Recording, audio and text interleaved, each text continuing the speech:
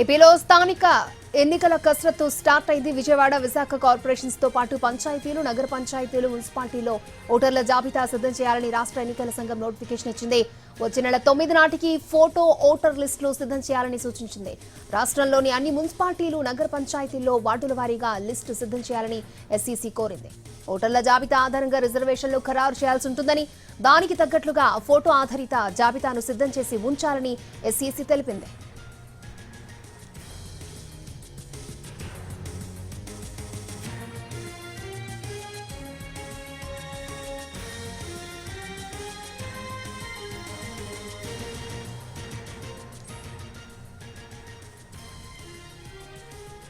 ఏపీలో స్థానిక ఎన్నికల కసరత్తు స్టార్ట్ అయింది. విజయవాడ, విశాఖ కార్పొరేషన్స్ తో పాటు పంచాయతీలు, నగర పంచాయతీలు, మున్సిపాలిటీల్లో ఓటర్ల జాబితా సిద్ధం చేయాలని రాష్ట్ర ఎన్నికల సంఘం నోటిఫికేషన్ ఇచ్చింది. వచ్చే నెల 9 నాటికి ఫోటో ఓటర్ లిస్టులు సిద్ధం చేయాలని సూచించింది. మరిన్ని వివరాలను మా ప్రతినిధి రామ్ మనకు అందిస్తారు.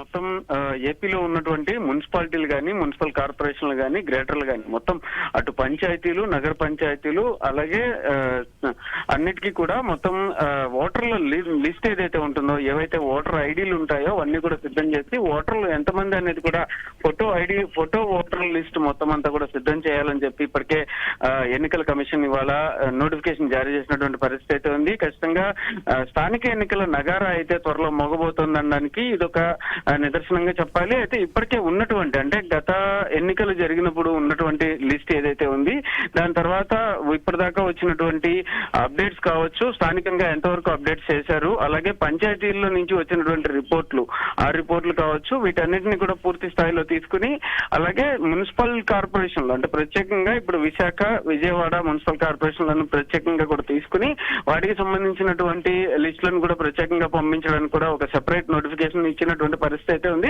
ఇంకో పక్కన మున్సిపాలిటీలు, నగర పంచాయతీలు వీటికి సంబంధించి కూడా ఏవైతే ఇప్పటి సర్పంచులు కావచ్చు, దానికి సంబంధించినటువంటి స్థానిక ఎన్నికలకి సంబంధించి ఏవైతే వార్డులు ఉన్నాయో ఆ వార్డులకి సంబంధించి లెక్కింపు ఎంతవరకు వచ్చింది, దానిలో ఉన్నటువంటి ఓట్లు ఎంతవరకు ఉన్నాయి, అక్కడ ఇప్పటిదాకా ఏమైనా ఓట్లలో మార్పులు ఉన్నాయా, అలాగే స్థానికంగా వచ్చినటువంటి అంటే కలెక్టర్లు కావచ్చు, అక్కడ ఉండేటటువంటి స్థానికంగా ఉండే మండల అధికారులు, రెవెన్యూ అధికారులు, వాళ్ళందరికీ కూడా ఇప్పటికే ఈ నోటిఫికేషన్ తాలూకా ఆదేశాలు కూడా వెళ్ళినటువంటి పరిస్థితి అయితే ఉంది. దీనికి సంబంధించి ఖచ్చితంగా ఈ లిస్టులంతా ప్రిపేర్ చేసి వచ్చే నెల 9వ తారీఖు నాటికి పూర్తి స్థాయి జాబితాను స్టేట్ ఎలక్షన్ కమిషన్ కి అందించాలని, దీనికి సంబంధించి పూర్తి కసరత్తు సిద్ధం చేసినట్టుగా కూడా తెలుస్తుంది.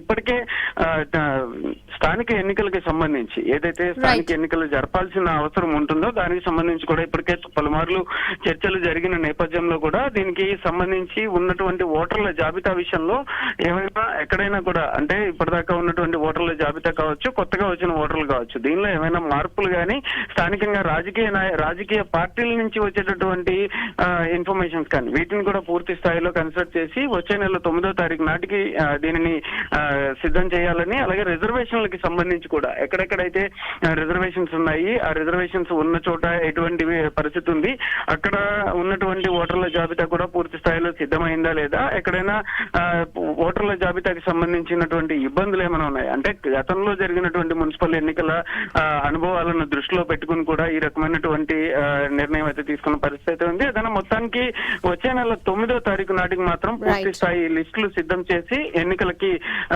అన్ని రకాల ఏర్పాట్లు చేస్తున్నట్టుగా అయితే ప్రస్తుతం మనకి ఈ నోటిఫికేషన్ బట్టి అయితే అర్థమవుతుంది. అక్షయ. ఓకే రాము.